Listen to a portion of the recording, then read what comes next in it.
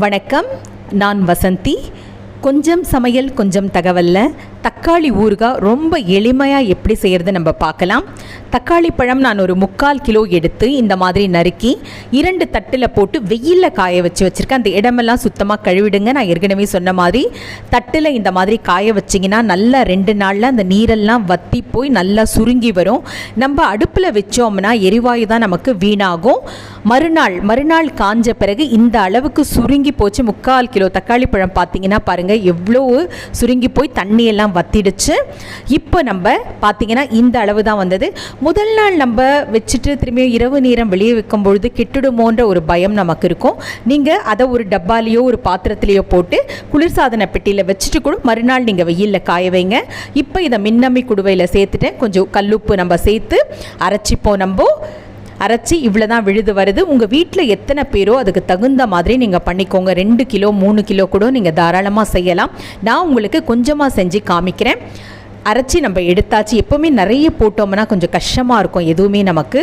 இதற்கு நம்ம கடுகு வெந்தயம் நம்ம வறுத்துப்போம். நம்ம ஒரு 3/4 தேக்கரண்டி இல்லை 1/2 தேக்கரண்டி கடுகு இதுக்கு போதுமானது. 1/2 தேக்கரண்டி கடுகை நீங்கள் வறுத்துக்கோங்க.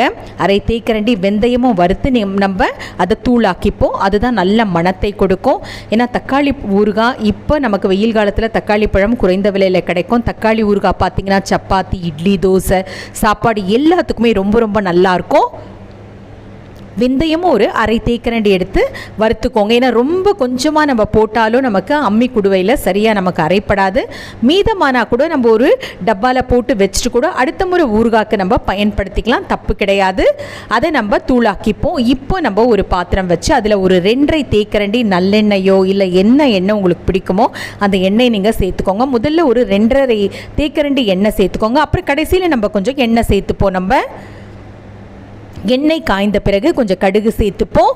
தக்காளி ஊறுகாய் பொதுவாக எல்லாருக்குமே ரொம்ப ரொம்ப பிடிக்கும். நம்ம அப்படியே செஞ்சோம்னா அதுவும் நல்லா இருக்கும். ஆனால் நேரம் நமக்கு நிறைய விரயமாகும், எரிவாயும் நமக்கு ரொம்ப வீணாகும். இந்த மாதிரி செஞ்சிங்கன்னா ஒரே ஒரு 20-25 நிமிடத்தில் நீங்கள் தக்காளி ஊறுகாவை முடிச்சிடலாம். நம்ம எண்ணெயில் அந்த விழுதை நம்ம சேர்த்துருங்க. தனி மிளகாய்த்தூள் நான் ஒரு 1/2 தேக்கரண்டி எடுத்திருக்கேன். அதை நம்ம சேர்த்துப்போம்.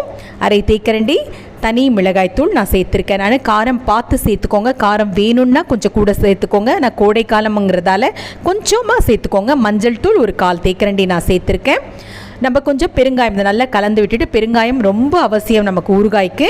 பாருங்கள் அந்த எண்ணெய் எல்லாம் அது அப்படியே இழுத்துரும். நமக்கு நல்லா சுண்டிடுச்சு பாருங்கள். 2 நாள் வெயிலில் எவ்வளோ நல்லா சுண்டிடுச்சு பாருங்கள். தக்காளி ஊறுகாய் அப்படி நிறைய போட்டிங்கன்னா கெட்டுடுமோ அப்படின்னு நினச்சிங்கன்னா வினிகர் நீங்கள் கடைசியில் கொஞ்சம் சேர்த்து நீங்கள் கலந்து வச்சிங்கன்னா ஊறுகாய் கெடவே கெடாது. நான் கொஞ்சமாக போட்டதால் இது நமக்கு 1 வாரம் வந்தாவே பெரிய விஷயம். திரும்பி கொஞ்சமாக நான் எண்ணெய் சேர்க்குறேன், ஒரு 1/2 தேக்கரண்டி எண்ணெய். இப்போ கொஞ்சம் பெருங்காயத்தூள் நம்ம ஒரு 1/2 தேக்கரண்டி பெருங்காயத்தூள் சேர்த்துக்கோங்க. நல்ல மணத்தை கொடுக்கும்.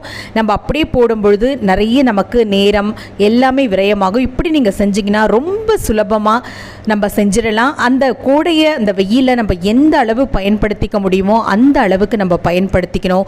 ஊறுகாய் போட்டுக்கலாம், வடகம் இதெல்லாம் போட்டுக்கலாம். கோடை காலத்தை நம்ம நல்ல முறையில் ஒரு கோதுமை மாவு அரைக்கணும் இல்லை மிளகாய் தனி அரைக்கணும்னா அதுக்காக நம்ம சோம்பேறித்தனப்படாமல் நாளைக்கு பார்த்துக்கலாம், நாளன்னைக்கு பார்த்துக்கலாம் அப்படிலாம் நினைக்காம நல்ல வெயில் காயும் பொழுது நம்மளால் என்னென்னலாம் நமக்கு காய வச்சு அரைச்சி எடுத்துக்க முடியுமோ அதையெல்லாம் கட்டாயமாக செஞ்சுக்கோங்க. கண்டிப்பாக எல்லோருமே வாரத்தில் 2-4 கூழ் பருகுங்க. கேழ்வரகு, கம்பு இதெல்லாம் கலந்து நீங்கள் கூழ் செய்யலாம், தனியாக செய்யலாம். இறக்கிட்டேன். இப்போ கொஞ்சம் எண்ணெய் நம்ம தனியாக ஒரு 2 குழிக்கரண்டி எண்ணெய் நான் சேர்த்துருக்கேன். காய வச்சு நம்ம ஊற்றிக்கலாம். கூழ் கட்டாயம் நம்ம உணவில் இந்த கோடை காலத்தில் இருக்கணும். வாரத்தில் 2-3 நாள் கூழ் சேர்த்துக்கிட்டோம்னா உடம்புக்கு ரொம்ப ரொம்ப நல்லது. கட்டாயமாக செஞ்சு பருகுங்க. இந்த தக்காளி ஊறுகாய் செஞ்சு பாருங்கள். எல்லோருக்குமே ரொம்ப ரொம்ப பிடிக்கும். ரொம்ப சுலபமான முறையில் செய்யலாம். மறக்காமல் என்னுடைய காணொலியை பதிவு பண்ணுங்கள்.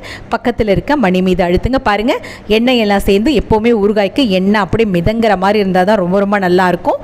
நல்லா நான் சேர்த்துருக்கேன். இன்னும் வேணும்னா கூட ஒரு தேக்கரண்டி சேர்த்துக்கலாம். போகிறோன்னு அந்த அளவோடு நான் நிறுத்திட்டேன். மீண்டும் சந்திப்போம்.